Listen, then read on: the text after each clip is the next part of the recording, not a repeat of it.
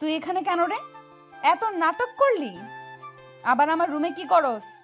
বড় আব্বু থাকতে বলছে। তোর বড় আব্বু থাকতে বললে তোকে থাকা লাগবে। সেই বিষ খাইতে বললে বিষ খাবি নাকি? ঈশান কিছু না বলে চুপচাপ দাঁড়িয়ে থাকলো। ইভা ধমক দিয়ে বলল, দরজা লাগিয়ে দিয়ে সোফায় গিয়ে শুয়ে পড়, আমার অনেক ঘুম পাচ্ছে। আর আমার কাছে আসলে কি হতে পারে বুঝতে পারছিস তো? জি। ঈশান দরজা লাগিয়ে দিয়ে সোফায় শুয়ে পড়ে যেতে নিলে ঈশান ফ্লোরে সোফার উপরে বালিশটার মাথার নিচে দিয়ে শুয়ে পড়ল। সকালে ঘুম ভাঙলে দেখে এবার রেডি হচ্ছে। ঈশান উঠে চোখ ডলতে ডলতে বলল, আপনি কোথায় যান? ভার্সিটিতে। ও আচ্ছা। ঈশান ওয়াশরুমে গিয়ে ফ্রেশ হয়ে নিল। রেডি হয়ে ব্যাগ নিয়ে নিচে গেলে এবার আম্মু বলে, ঈশান কোথায় যাচ্ছ? আন্টি আমি কলেজে যাব। ও এবার তুই ঈশানকে নিয়ে যা, তোদের কলেজেই তো ভর্তি করা হয়েছে। মানে কি? মানে কিছু না, তুই নিয়ে যাবি, এটাই শেষ কথা। পারবো না, ওই একা যা। আমি কলেজে চিনি, একা যেতে পারবো। আচ্ছা, দুইজন খাবার খেয়ে নাও। ঈশান ইভা খাবার খেতে বসলো। দুজনের খাওয়া শেষ হইলে এবার আম্মু দুজনকে হাত খরচ দিল। ঈশান নিতে না চাইলে জোর করে দিল। দুইজন বাসা থেকে বের হয়ে গেল। ইভা বাইক নিয়ে চলে গেল। ঈশান রিক্সার অপেক্ষা করতে লাগলো। রিক্সা পেলে উঠে পড়লো। কলেজের গেটের সামনে নেমে পড়লো। কলেজের ভিতরে গেলে দেখতে পেল ইভা ক্যাম্পাসের মাঝখানে বসে আছে বন্ধুদের সাথে। ঈশান সামনের দিকে এগিয়ে যেতে লাগলো। ঈশান বুঝতে পারছে না কোনটা কার ক্লাস। ইভা অনেকক্ষণ ধরে ঈশানকে খেয়াল করতে লাগলো। ঈশানের ক্লাস রেখে অন্যদিকে যেতে দেখে ইভা একটা ছেলেকে ডাক দিল। ছেলেটা আসলে ইভা বলল, এই শোনো, ওই যে ব্ল্যাক কালার শার্ট পরা ছেলেটাকে দেখছো, ওকে ইন্টার ফার্স্ট ইয়ারের ক্লাসটা দেখিয়ে দাও। ছেলেটা চলে গেলে রাইসা বলে ওঠে, ছেলেটা কে রে? আমার বন্ধুর ভাগনা, আমাদের বাড়িতে থাকবে মনে হয়। কিউট বাচ্চা একটা। ওইদিকে না তাকিয়ে এইদিকে ফোকাস দে। এইদিকে ছেলেটা ঈশানকে ক্লাস দেখিয়ে দিয়ে চলে গেল। ঈশান ক্লাসে গিয়ে লাস্ট বেঞ্চিতে গিয়ে বসলো। ব্যাগ রেখে ঈশান ক্লাস থেকে বের হইল। হঠাৎ করে কয়েকটা ছেলে ঈশানকে ডাক দিল। ঈশান এদিকে যেতেই পিছন থেকে দুজন এসে ঈশানের কাঁধে হাত দিয়ে হাঁটতে লাগলো। ঈশান তাকিয়ে হেসে দিয়ে বলল, আমি তো ভেবেছিলাম তোরা আজ আসবি না। আরে আসবো না মানে? গার্লফ্রেন্ড বানাতে হবে, সিঙ্গেল থাকা যাবে না। আবার শুরু হয়ে গেছে, আঙ্কেলকে আমি বলে দিব। দেখ মজা করছি। ঈশান, তুই কি হোস্টেলে উঠেছিস? না, মামার বন্ধুর বাড়িতে থাকবো, ওইখান থেকে কলেজে আসবো। ও আচ্ছা। তিনজন এগিয়ে গেলে রনি বলে ওঠে, এই তোমরা ইন্টার ফার্স্ট ইয়ারে নাকি? জি ভাইয়া। ও আচ্ছা, খুব ভালো। এই শোনো, আমাদের জন্য বাইরে থেকে স্পিডার চিপস নিয়ে আস। আমরা কেন নিয়ে আসবো? আপনাদের জিনিস আপনারা নিয়ে আসেন। এই তো সাহস তো কম না, আমাদের মুখের উপর কথা বলাস। আমাদের কথা মতো না চললে এই কলেজে একদিন ও টিকতে পারবি না। তাড়াতাড়ি যা, না হলে। আনবো না, দেখি কি করতে পারেন। রাকিব, ঝামেলা করিস না, ভাইয়া টাকা দেন, আমি নিয়ে এসে দিচ্ছি। তোর টাকা দিয়ে নিয়ে আয়, এখন না হলে দুজনকে পিটিয়ে সোজা করে ফেলবো। ভাইয়া আমরা কেন টাকা দিব? ঈশান রাকিবকে রনির বন্ধুরা মারতে যাবে, সাথে সাথে পিছন থেকে ইভা বলে ওঠে, এখানে হচ্ছেটা কি? দেখেন না উনি আমাদের মারতে আসছে। ইভা আপু, তুমি এখানে থেকে যাও। এই ছেলেগুলো অনেক বেয়াদব, আমাদের সাথে বেয়াদবি করছে। ওদের সাহস দেখে আমি বাঁচি না। কিসের বেয়াদবি করছে? এই যা এখান থেকে তোরা। আপু, আমরা সত্যি বলছি, ওদের জিজ্ঞেস করো। না, আমরা বেয়াদবি করি নাই, উনি আমাদের বলছে যে দোকান থেকে স্পিড আনতে। রাকিব আনবে না বলছে, পরে আমি তারপর আনতে চাইলাম, বাট উনি বলে আমাদের টাকা দিয়ে নিয়ে এসে দিতে। ইভা রেগে ঈশানের গালে থাপ্পড় মেরে দিলে সবাই হা হয়ে গেল। সবাই ভয়ে ঢুক গিলতে লাগলো। ঈশান গালে হাত দিয়ে দাঁড়িয়ে আছে, নিচের দিকে তাকিয়ে চোখ দিয়ে টপটপ করে পানি পড়তে লাগলো। রনিরা মিটে মিটে হাসতে লাগলো। ইভা রেগে গিয়ে বলে, এই তুই এত ভীতু কেন রে? তোর বন্ধু তো সাহসী, তুই কোন হিসাবে ওর চাকরিগিরি করতে চাস? তুই কোন হিসাবে ওর চাকরগিরি করতে চাস? তুই এখানে পড়াশোনা করতে এসেছিস, কারো চাকরগিরি করতে না। এখনই ওদের গালে থাপ্পড় যদি না দেস, তোর কপালে দুঃখ আছে। থাপ্পড় মার বলছি। ইভার কথা শুনে রনিরা ঢোক গিলতে লাগলো। রাকিব তুলি খুশি হয়ে রনিকে দুজন দুই দিক থেকে থাপ্পড় মারলো। ঈশানের দিকে ইভা তাকিয়ে বলে, কিরে তুই গালে হাত দিয়ে আসিস কেন? থাপ্পড় মার বলছি। ওনারা আমার বড়, আমি ওনাদের গায়ে হাত দিতে পারবো না। কুত্তা, ওই তোকে বিনা কারণে মারতে নিয়েছিল আর তার গায়ে হাত দিতে পারবি না? থাপ্পড় মারবি নাকি আরেকটা থাপ্পড় আমি তোকে দেব? দেন, তাও আমি ওনাকে মারতে পারবো না। ইভা আপু, তুমি কাজটা ভালো করলে না। আমার সাথে লাগতে আসো না, বলে দিলাম। বিষয়টা কিন্তু ভালো হবে না। ইভা রেগে রনির চুল ধরে বাইকের ট্যাঙ্কির উপরে দিল বাড়ি লাগিয়ে, আর বলে, আমাকে হুমকি দেস? কি করবি তুই? তোর সাহস দেখে বাঁচি না। আমাকে হুমকি দেস? ইভার মার দেখে সবাই ভয়ে দৌড়ে পালালো। রাকিব তুলিত খুশিতে শীষ বাজিয়ে বলল, আপু, আমি তো আপনার অনেক বড় ফ্যান হয়ে গেলাম। আমার ফ্যান হতে হবে না, তোমাদের ওই বলদটাকে ঠিক করো। ইভা কথাগুলো বলে চলে গেল। ঈশানের অনেক ভালো লাগলো। ঈশান খুশি হইলে প্রকাশ করলো না। ঈশান রাকিব তুলির সাথে যেতে লাগলো। ক্লাস সময় হলে তিনজন ক্লাসে চলে গেল। মনোযোগ দিয়ে ক্লাস করতে লাগলো। ক্লাস শেষ হইলে তিনজন লাইব্রেরি খুঁজতে লাগলো। লাইব্রেরিতে গিয়ে তিনজন নিজেদের পছন্দ মতো বই খুঁজতে লাগলো। ঈশানের হাতে রাকিব একটা বই দিলে সাথে সাথে ইভা সামনে আসলে ঈশানের হাত থেকে বই ফেলে বলল, না না, আমি এইসব পড়ি না। রাকিব দিয়েছে আমার হাতে। ক্লাস বাদে এখানে কি করস? ক্লাস নাই, আর লাইব্রেরি বইগুলো পড়তে ভালো লাগে। যা চুপচাপ পড়, বেশি কথা বললে বের করে দিব। এই লাইব্রেরির দায়িত্ব আমার, বুঝলি? আচ্ছা। ঈশান বই খুঁজতে লাগলো। বই পেয়ে গেলে তিনজন একসাথে বসে পড়তে লাগলো। হঠাৎ করে রাইসা এসে বলল, হাই, হ্যালো।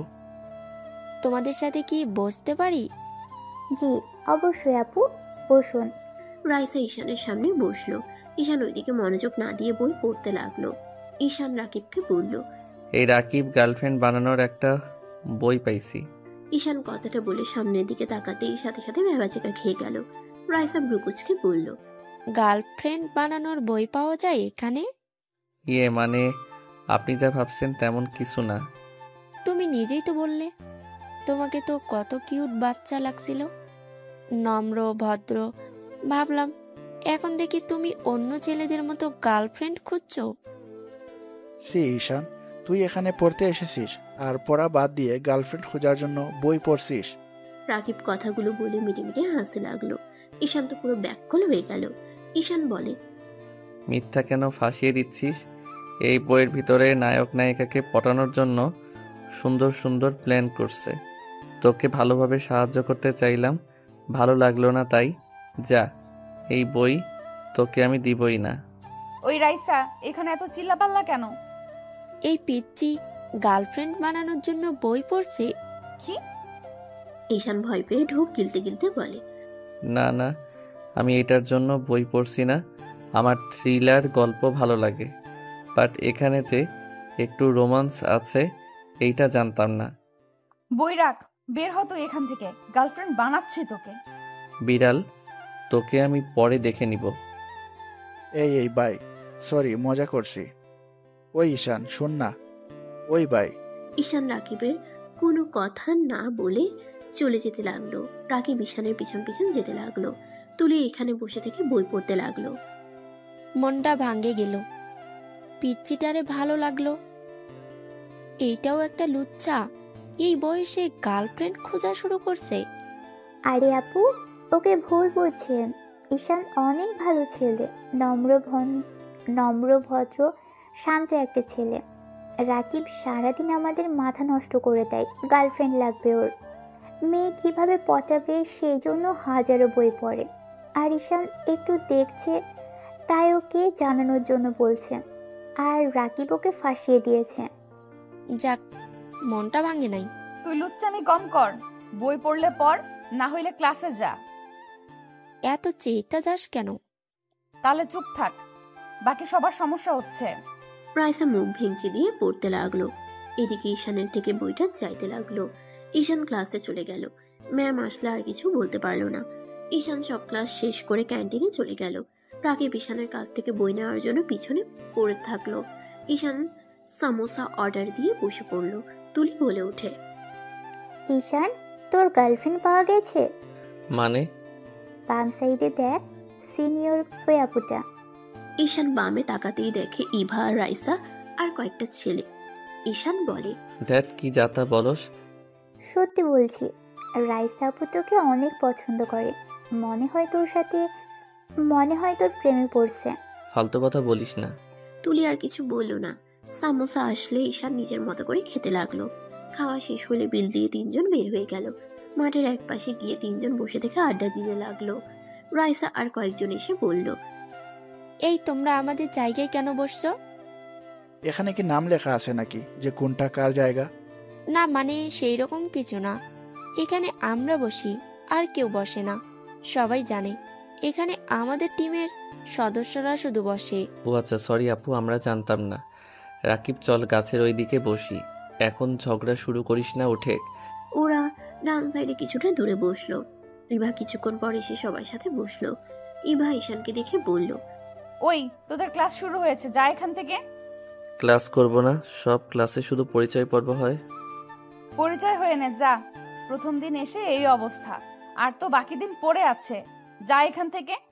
ঈশান কিছু না বলে রাকিব তুলিকে নিয়ে ক্লাসে চলে গেল। কলেজ ছুটি হলে তিনজন বের হয়ে যায়। ঈশানকে রাকিব বলল, দোস্ত, সামনে একটা পার্ক আছে, চল আমরাও এখানে যাই। তুই কিভাবে জানলি? আমি এসেছিলাম তাই জানি, চল। তিনজন পার্কে চলে গেল। গিয়ে অনেকক্ষণ থেকে সন্ধ্যার দিকে যার যার মতো চলে গেল। ঈশান বাসায় গিয়ে কলিং বেল বাজাতেই ইভা দরজা খুলে রাগের লোক নিয়ে তাকিয়ে বলে, কিরে, তুই এতক্ষণ কই ছিলি? তোর কলেজ ছুটি হয়েছে কখন, আর আসলি কখন? আসলে আমি পার্কে ঘুরতে গেছিলাম। কি? কোন পার্কে? ওখানে তো দুইটা আছে, কোনটাতে গিয়েছিলি? নাম খেয়াল নাই। ইভা কিছু বলতে যাবে, ইভার আম্মু বলে উঠল, কি ব্যাপার ঈশান, ভিতরে না এসে বাইরে দাঁড়িয়ে আছো কেন? আম্মু ওকে ভুলেও বাচ্চা ভেবো না। তুমি জানো ওই লাইব্রেরিতে গিয়ে কি কি পড়ছে? আপু, মিথ্যা বলবে না তো? ঈশানের মুখ থেকে আপু ডাক শুনে দুজন ভ্রুকুচকে তাকালো। ইভার আম্মু বলে, ঈশান এসব কি বলো? এবার তোমার স্ত্রী, তুমি ওকে আপু কেন বলছো? আপনারা আঙ্কেল আন্টি হইলে উনি তো আপু হয়। ইভা কথাটা শুনে আগে কিছু বলবে তার আগেই ইভার আম্মু বলে, এবার তোমার আগে আপু ছিল, এখন তো তোমাদের বিয়ে হয়েছে, তার মানে এখন থেকে ও তোমার স্ত্রী, আর বউকে কেউ আপু বলে ডাকে? তাহলে কি বউ বলে ডাকবো? খবরদার, একদম না। আমাকে তুই কোনো কিছুই বলবি না, আপু বলবি না, বোনও না, কিছুই না। আর হ্যাঁ, আমার সাথে যে তোর বিয়ে হয়েছে এইটা যেন কেউ না জানে, জানলে তোর খবর আছে। তাহলে ডাকবো কিভাবে দরকার হইলে? বউ বলে ডাকো, ওর কোঠাও রাখো, যাও ফ্রেশ হয়ে নাও। ঈশান আর কিছু না বলে ইভার রুমে চলে গেল। ইভা ঈশানের চলে যাওয়ার দিকে তাকিয়ে থাকলো। ইভা ঈশানের পিছন পিছন গেল। রুমে গিয়ে ঈশানকে বলল, এই, তুই রাইসের থেকে দূরে থাকিস, না হইলে তোর অবস্থা খারাপ করে দিব। কেন? রাইসা আপু তো অনেক ভালো। ও রাইসা অনেক ভালো, তাই না? লুচ্চামি শুরু হয়ে গেছে। কি বলেন? কিসের লুচ্চামি করলাম? আমি কি একবারও আপনাকে হিরোদের মতো কিস করছি নাকি? কি বললি? না, কিছু না। কথাটা বলে ঈশান ব্যাগ থেকে শার্ট প্যান্ট বের করে ওয়াশরুমে চলে গেল। গোসল করে ওয়াশরুম থেকে বের হয়ে বারান্দায় শার্ট প্যান্ট মেলে দিয়ে আসলো। এসে দেখি ইভা নুডলস খাচ্ছে। ইভা ঈশানের দিকে আরেকটা নুডলসের বাটি এগিয়ে দিয়ে বলল, এইটা তোর। ঈশান নুডলসের বাটি হাতে নিতেই ওর বোনের কথা মনে পড়ে গেল। ঈশানকে নুডলস বাটি নিয়ে দাঁড়িয়ে থাকতে দেখে ইভা বলল, কিরে, খাওয়া বাদ দিয়ে এইভাবে দাঁড়িয়ে আছিস কেন? বোনটার কথা খুব মনে পড়ছে। আমার বোনটা নুডলস খেতে অনেক পছন্দ করে। ও, তা তোর বোন তো বিয়েতে আসলো না? বড় আব্বু বড় আম্মু আমাকে এখানে মিথ্যা বলে নিয়ে এসেছে, আপনার সাথে বিয়ে দিয়েছে। এটা তো বোন জানে না। ও আচ্ছা, তুই তোর বড় আম্মু বড় আব্বুকে অনেক ভয় পাস? হ্যাঁ। তোর আব্বু আম্মু কোথায়? আম্মু কোথায় জানি না, আব্বু মাতাল হয়ে সারাক্ষণ এক রুমে বন্দি হয়ে পড়ে থাকে। আমি শুনেছি তোর আম্মু নাকি অন্য ছেলের লগে ভেগে গেছে। বাজে কথা বলবেন না। আমার আম্মু কোথায় কেউ জানে না। আমার আম্মু অনেক ভালো মানুষ ছিল। আমার আম্মু আব্বু তো ভালোবেসে বিয়ে করেছিল, তাহলে অন্য কারোর সাথে চলে কেন যাবে? আমি কি জানি, একবার তোর বড় আব্বুর মুখে শুনেছিলাম। এইটা মিথ্যা কথা। হয়তো। এখন খা, পরে তোর বোনকে নিয়ে আসিস। রেস্তোরাঁ নিয়ে গিয়ে যা ইচ্ছা খায়, সব খাওয়াবনি। সত্যি বলছেন? হ্যাঁ, এখন খা। ঈশান সোফায় বসে খেতে গিয়েও খেতে পারলো না। ঈশানের চোখ দিয়ে পানি পড়তে লাগলো। ইভা বলে উঠে, কি হলো আবার? আমি খেতে পারছি না। আমার বোনটা খেতে পেয়েছে কিনা তাও জানি না। আপনার ফোনে একবার বড় আম্মুকে কল দিতে দিবেন? কান্না করিস না, এই নে। ইভা ঈশানকে ফোন দিলে ঈশান ওর বড় আম্মুকে কল দিল। কল রিসিভ করতেই ঈশানের বোনের চিৎকার শুনতে পেয়ে বুঝতে আর বাকি রইল না। ইভা যেন চমকে গেল। ঈশান বলে উঠে, বড় আম্মু আমার বোনকে কেন মারছে? আমি তো বড় আব্বুর কথা মতো কাজ করলাম, তারপরও কেন মারছে? ঈশান বাপ আমার, আমাকে ক্ষমা করে দে।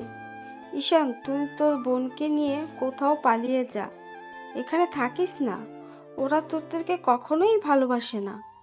ওদের জন্য নিজেদের জীবন দিলে ওরা খুশি হবে না কখনোই। আমি এখনই আসছি। ঈশান কল কেটে দিয়ে ইভার দিকে তাকিয়ে কান্না চোখে বলল, বউ আমাকে কিছু টাকা দিবেন? আমি আমার বোনটাকে নিয়ে অনেক দূরে যাব। আমি কাউকে জ্বালাবো না। আপনাকে আর আমার উপরে রেগে থাকতে হবে না। ঈশানের মুখ থেকে বউ ডাক শুনে ইভা ভাবনার জগৎ থেকে বের হয়ে বলল, ছি, ওরা এত খারাপ। ঈশান চল, আমি তোর সাথে যাব। ইভা বাইকের চাবি নিয়ে ঈশানের সাথে নিচে যেতে লাগলো। নিচে গেলে ইভার আম্মু ডাক দিলে কিছু না বলে দুজন দৌড়ে চলে গেল। ঈশান বাইকের চাবি নিয়ে বাইকে উঠে পড়ল। ইভা ঈশানের পিছনে উঠে পড়ল। ঈশান জোরে বাইক চালাতে লাগলো। ইভা ভয়ে ঈশানকে পিছন থেকে শক্ত করে জড়িয়ে ধরলো। 1 ঘন্টা জার্নি করে ঈশান ইভা বাসার সামনে নামলো। ঈশান ভিতরে ঢুকে পড়লো। দরজা ধাক্কাতে লাগলো। বড় আম্মু দরজা খুলে দিলে ঈশান বলে, বড় আম্মু আতিয়া কোথায়? ওর রুমে আছে, কাউকে যেতে দিচ্ছে না। ঈশান দৌড়ে যেতে লাগলো। ইভা ঈশানের পিছন পিছন যেতে লাগলো। ঈশান ঘরের সামনে গেলে ওর বড় আব্বু কিছু বলবে তার আগে ইভা চলে আসলে ভালো সাজার চেষ্টা করতে লাগলো। ঈশান দরজা খুলে দেখে ওর বোন অজ্ঞান হয়ে পড়ে আছে, সারা শরীরে মারের দাগ। ইভা চিৎকার করে বলল, ওই মেয়েটার গায়ে কে হাত দিয়েছে? এখন আমার সামনে আসবেন, না হইলে আমি এখানে ভাঙচুর করে দিব। ঈশানের বড় আব্বু বলে, মা তুমি শান্ত হও, আতিয়া আমার ছোট মেয়েকে মেরে ফেলতে নিয়েছিল। ঈশান আতিয়াকে কোলে তুলে নিয়ে বলল, ব্যাস, আর একটা মিথ্যা বলবেন না। আমার বোন পিচ্চিকে কতটা ভালোবাসে এই এলাকার সবাই তা জানে। আমার বোন কখনোই মারতে পারে না। আমি চলে যাচ্ছি। আর রফিক তালুকদার, আপনার বাবা যেন কারো না হয়। যে বাবা নিজেদের সন্তানের উপরে অত্যাচারিত হতে দেখে কিছু বলে না, আর বড় আব্বু আমার বোনের যদি কিছু হয় তাহলে আপনার অহংকার আমি ভেঙে গুড়িয়ে দিব। ঈশানের চোখে মুখে রাগের ছাপ। ঈশানের কথা শুনে সবাই যেন অবাক হয়ে গেল। ঈশানের বোনকে নিয়ে চলে যাওয়ার সময় সদর দরজায় সজোরে লাথি মেরে চলে গেল। ইভা ঈশানের পিছন পিছন যেতে লাগলো। ইভা ঈশানকে বলে ওঠে, ঈশান, তুমি বাইক চালাও, আমি আতিয়াকে ধরছি। ঈশান আতিয়াকে বসিয়ে দিয়ে বাইকে উঠে পড়লো। আতিয়াকে ধরে ইভা উঠে পড়লো। বাইক নিয়ে সোজা হসপিটালে চলে গেল। আতিয়াকে হসপিটালে ভর্তি করে দিল। আতিয়ার জ্ঞান ফিরলে আতিয়া ঈশানকে হাত ধরে। ঈশানকে জড়িয়ে ধরে কান্না করতে করতে বলল, ভাইয়া, আমাকে ছেড়ে কোথায় চলে গেছিলে? ভাইয়া, আমি তোমাকে অনেক মিস করছি। ভাইয়া, আমি তোমাকে ছাড়া থাকতে পারবো না। ভাইয়া, আমি ওই বাড়িতে আর থাকবো না। আমাকে নিয়ে অন্য কোথাও চলো না। ভাইয়া, আমি তোমাকে কথা দিচ্ছি, আমি না খেয়ে থাকবো, তোমাকে একদম বিরক্ত করব না। প্লিজ ভাইয়া, আমাকে তোমার সাথে অন্য কোথাও নিয়ে চলো। আতিয়ার কান্না দেখে ইভার চোখে পানি চলে আসলো। ইভা ঈশানকে বলল, ঈশান, মেডিসিনগুলো লিখে নিয়ে এসেছি। আর তোমরা কান্না করো না, আজ থেকে তোমরা আমাদের বাড়িতে থাকবে। আমারও কোনো বোন নাই, আজ থেকে তুমি আমার ছোট বোন। ইভা আতিয়ার কাছে গেলে আতিয়া ঈশানের দিকে তাকায়। ঈশান বলে ওঠে, উনি আমার স্ত্রী, গতকাল ওনার সাথে আমার বিয়ে হয়েছে। আতিয়া খুশি হয়ে ইভাকে জড়িয়ে ধরে বলে, আপনি আমার ভাবি, আপনি কত সুন্দর, স্মার্ট। তুমি তো আমার থেকেও অনেক সুন্দর। আচ্ছা চলো, আমাদের বাসায় যাবে। না, বিয়ে হইলে তো বউরা শ্বশুর বাড়ি থাকে, জামাই ননদ কি আর ভাবিদের বাসায় থাকে নাকি? দূর ভাবি, বাদ। তুমি আমাকে আপু বলবে। আপুর বাসায় যেতে তো কোনো সমস্যা নেই, তাই না? কিন্তু আপনার আব্বু আম্মু কি আমাদের মেনে নেবে? আরে সমস্যা নেই, আমি আছি না, চলো। ঈশান ইভা আতিয়াকে ধরে নিয়ে যেতে লাগলো। 3 জন বাইকে উঠে বাসায় চলে আসলো। কলিং বেল বাজাতে ইভার আম্মু বলে, কোথায় গিয়েছিলে দুইজন? আতিয়াকে নিয়ে আসতে। কি ব্যাপার উঠিয়া? তোমার হাত পায়ে ব্যান্ডেজ কেন? আব্বুর বন্ধুর কাণ্ড। লোকটা আমাদের সামনে ভালো মানুষের রূপ দেখায়, আসলে লোকটা বদমাইশ একটা। আর আম্মু আতিয়া আজ থেকে আমাদের এখানেই থাকবে। আমার তো কোনো ভাই বোন নাই, আতিয়া আমার ছোট বোন হয়ে থাকবে।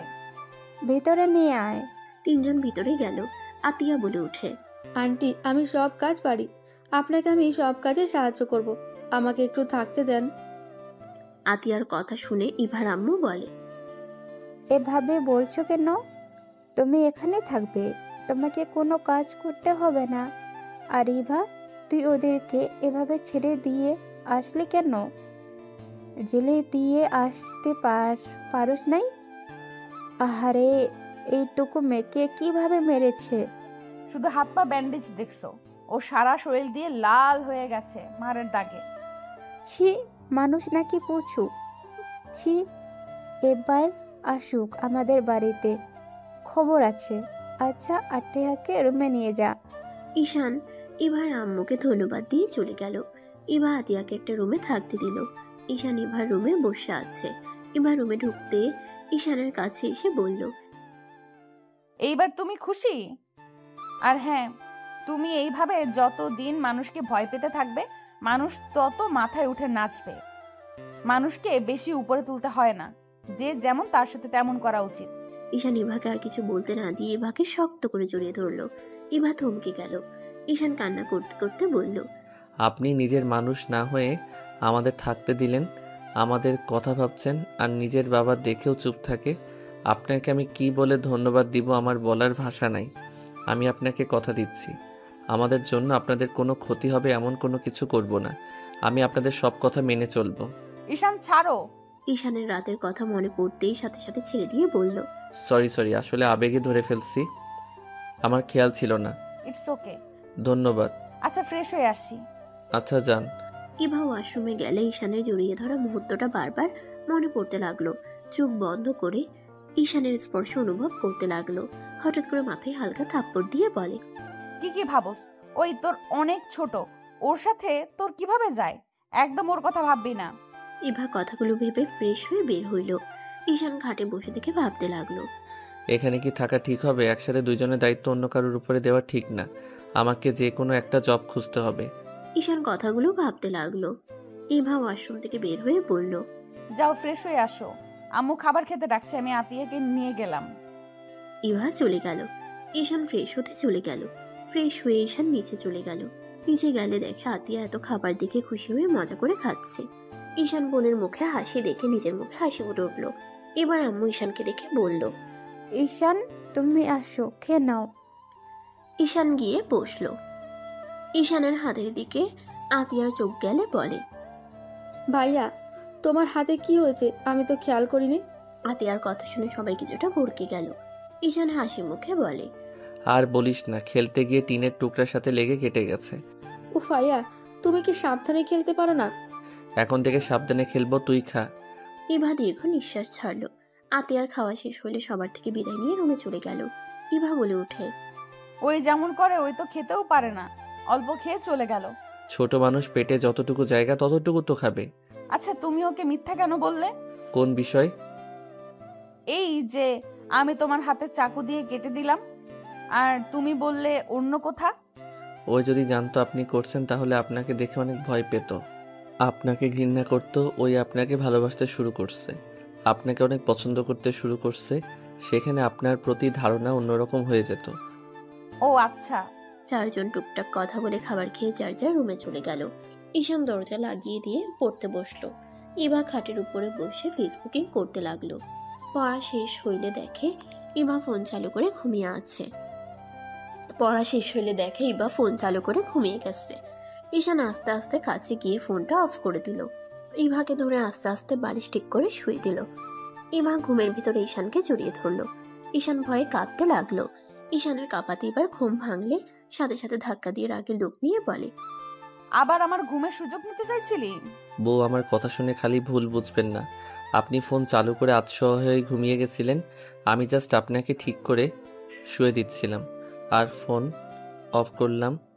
আপনি নিজেই তো জড়িয়ে ধরছিলেন। ভালো হয়েছে, যা ঘুমা। ঈশান লাইট অফ করে নিচে শুয়ে পড়ল। সকালে ঘুম থেকে উঠে ওয়াশরুমে চলে গেল। ফ্রেশ হয়ে রেডি হয়ে নিচে গিয়ে দেখে এবার রেডি হয়ে আতিয়ার সাথে হেসে হেসে কথা বলছে। ঈশান নিচে গেলে আতিয়া বলে, ভাইয়া আমি আন্টির সাথে একটাও জায়গায় যাব, তুমি আবার বাসায় এসে আমাকে খুঁজো না। কোথায় যাবি? আমার বান্ধবীর বাড়িতে যাব। তুমি ইভা বাসায় এসে খাবার খেয়ে নিও, আর রাতে নাও আসতে পারি। ও আচ্ছা। চারজন খেতে বসলো। খাওয়া শেষ করে ইভা ঈশান বের হয়ে গেল। ঈশান দাঁড়ালে ইভা বলে, বাইকে উঠে। না, আপনি যান। উঠেক, সমস্যা নাই, সবাই জানে তুই আমার আব্বুর বন্ধুর ভাগ্নে হোস। এবার কথা মতো ঈশান উঠে পড়ল। ঈশান মাঝখানে ব্যাগ রাখলে ইভা মুচকে হাসলো। বাইক জোরে চালাতে লাগলো। কলেজের গেটের সামনে নামতেই তুলি এসে ঈশানকে টেনে নিয়ে যেতে লাগলো। কি হয়েছে, এভাবে নিয়ে যাচ্ছিস কেন? আজকে ক্লাস করব না রাকিব, আমি তুই মিলে ঘুরতে বের হব। আর এক জায়গায় দাওয়াত আছে। কোথায়? তুই যে ভাইয়াটাকে বাঁচিয়েছিলি রক্ত দিয়ে, ওই ভাইয়াটার আজকে বার্থডে। ক্লাবে ভাইয়া পার্টি রাখছে। ভাইয়ার সাথে সারা দিন ঘুরে রাতে পার্টি করে বাসায় চলে যাস। তোরা দুইজন যা, আমি যেতে পারবো না, আমার কাজ আছে। যা, ভাইয়াকে তাহলে বল যা। ভাইয়াকে কোথায় পাবো? তুলি ঈশানের হাত ধরে নিয়ে যেতে লাগলো। ভার্সিটির দিকে নিয়ে যেতে লাগলো। 3 তলায় নিয়ে গিয়ে একটা ক্লাসে টেনে নিয়ে গিয়ে বলল, ভাইয়া। ঈশান নিজেকে সামলিয়ে নিয়ে সামনের দিকে তাকাতেই দেখে ইভা রাইসা ফ্রেন্ড গ্রুপের সবাই আসছে। রাফি ঈশানকে দেখে বলল, ঈশান কেমন আছো? আলহামদুলিল্লাহ ভাইয়া, আপনি কেমন আছেন? আর শুভ জন্মদিন ভাইয়া। ধন্যবাদ ব্রাদার, এইদিকে আসো, আমার ফ্রেন্ডদের সাথে পরিচয় করে দেই। রাফি ঈশানকে ধরে নিয়ে যেতে লাগলো। এক এক করে সবার সাথে পরিচয় করিয়ে দিতে লাগলো। ইভাকে দেখিয়ে দিয়ে বলল, আর এটাই আমার বেস্ট ফ্রেন্ড ইভা আর রাইসা। আরে ওকে তো আমরা চিনি। ভাইয়া, ওই আপনার সাথে ঘুরতে যাবে না বলছে। সত্যি এটাই বলেছ? না মানে ভাইয়া, আমি তো আপনার বেস্ট ফ্রেন্ডদের বাসায় থাকি। আঙ্কেল তো মিটিংয়ের জন্য সিলেট গেছে, আর আন্টি আমার বোনকে নিয়ে কোথাও গেছে, রাতে আসবে না। বাসায় আমি আর উনি থাকবো। সেখানে একটা মেয়ে মানুষকে বাসায় একা রাখার সাহস হচ্ছিল না যদি ভয় পাই।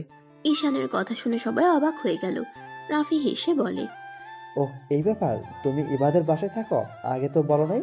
আর ইভা তো আমাদের সাথে থাকবে, তাই এত চিন্তা করো না। আর আন্টি আমাদের বাসায় যাবে, তাই এত চিন্তার কিছুই নেই। আপনিও যাবেন নাকি? ওকে, তাহলে আমিও যাব। ওকে, তাহলে সবাই চলো। সবাই বের হয়ে গেল। ঈশানকে দেখে রাইসা বলে, ঈশান তুমি আমার বাইকে আসো। তুলি এবার বাইকে যাও। আর রাকিব তুমি জাহিদের বাইকে ওঠো। আপু, আমি ওনার বাইকে উঠি, আপনি তুলিকে নিয়ে যান। ওনাকে তো চিনি ভালো করে, তাই অন্য মেয়ের বাইকে যেতে প্লিজ রাগ করেন না। ইভা মনে মনে খুশি হইল। কাউকে বুঝতে দিল না ইভা ঈশানকে নিয়ে যেতে লাগলো। রাইসার রাগ হইলেও কিছু বলল না। সবাই যেতে লাগলো। সারাদিন ঘোরাঘুরি। একটা জঙ্গলে গিয়ে সবগুলো ফেসে গেল। ইভা রেগে বলে, এই রাস্তাকে যেন আসতে বললি? কচুর দল, যা সামনে থেকে, গাছ সরা। ঈশান নেমে আর কয়েকটা ছেলে নেমে গাছ সরাতে লাগলো। সরিয়ে দিয়ে আবার বাইকে উঠলো। সবাই জঙ্গলের ভিতর দিয়ে উঠে রাস্তায় উঠে পড়লো। বাইক নিয়ে যেতেই হঠাৎ করে ইভা বাইক থামিয়ে বলল, এই তুমি চালাও, আমার হাত ব্যথা করছে। ঈশান বাইকের সামনে চলে গেল। ইভা ঈশানকে পিছন থেকে ধরে যেতে লাগলো। ঈশান কিছুটা অকওয়ার্ড ফিল করতে লাগলো। রাত 10টার দিকে বাম সাইডে ঘুরে যেতেই ঈশান ইভা দেখে সবাই বাইক থেকে নেমে হাঁটু গেড়ে বসে আছে। ঈশান ইভাকে নিয়ে পিছনে ঘুরে বাইক জোরে চালিয়ে নিয়ে যেতে লাগলো। ইভা রেগে গিয়ে বলল, এসব কি করছস? ওইখানে বন্ধুরা বিপদে পড়ছে আর তুই পালিয়ে যাচ্ছিস। ঈশান, বাইক থামা। ঈশান বাইক থামিয়ে বলে, আপনি বাইক নিয়ে থানায় যান, আমি ওইখানে যাচ্ছি। আমার সাথে তুইও চল। যান তো আপনি। ঈশান দৌড়ে সামনে থেকে একটা লাঠি তুলে দৌড়ে যেতে লাগলো। ইভা উপায় না পেয়ে থানার দিকে যেতে লাগলো। ঈশান ব্যাগ থেকে মুখোশ, হাত গ্লোভস পরে নিল, কালো জ্যাকেট পরে নিল। ঈশান সামনের দিকে যেতে লাগলো। তুলির দিকে একটা লোক হাত দিতে যাবে, সাথে সাথে ঈশান লাঠি ঢিল মারলো। সাথে সাথে লোকটার হাতে গেলে পুড়ে গেল। ঈশান দৌড়ে গিয়ে এক এক করে মারতে লাগলো। সবাই যেন হতভম্ব হয়ে গেল। চোখের সামনে 2 মিনিটের ভিতরে সবাইকে মাটিতে পড়ে যেতে দেখে সবাই যেন হাঁ হয়ে গেল। কেউ কিছু বলার আগে ঈশান দৌড়ে রাস্তা থেকে নেমে পালিয়ে গেল।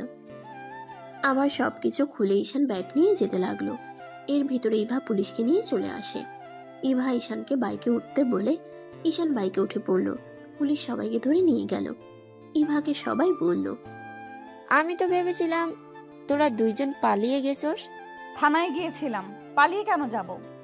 এখন ভালো হয়েছে, সবাই মিলে মূর্তি বালের প্ল্যান করছে, জঙ্গল দিয়ে যাওয়ার রাস্তা বের করছে, যত সব। আমি কি জানতাম এমন হবে? ওই হোটেলটা অনেক সুন্দর, তোরা গেলে বুঝতে পারবি। তাড়াতাড়ি চল।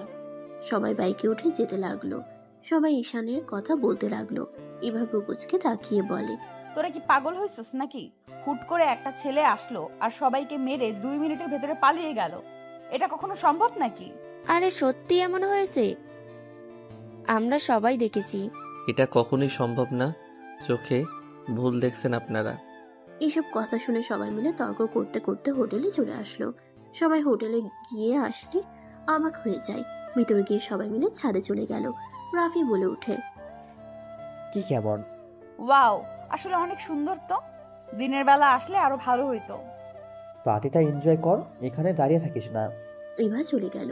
রাফি ঈশানের পাশে দাঁড়িয়ে বলে, আমি জানি ওই ছেলেটা কে ছিল। ঈশান মুচকি হেসে বলে, প্রকাশ না করা ভালো। ধন্যবাদ আবারও আমার প্রাণ বাঁচানোর জন্য। ধন্যবাদ দিয়েন না তো। আচ্ছা, সবাই এনজয় করছে, আপনিও করেন, যান। তোমার ভাবি আসবে, তারপর না হলে আবার ঝগড়া হবে। এত রাতে? ওই এই হোটেলে আছে, রেডি হচ্ছে। ও আচ্ছা। ওই তো এসে গেছে। রাফি ঈশান রাফির গার্লফ্রেন্ড সামনে গেল। রাফির গার্লফ্রেন্ড ঈশানের গাল ধরে আদর করে দিল। ঈশান লজ্জায় বলে, আপু সবার সামনে এমন করো না তো।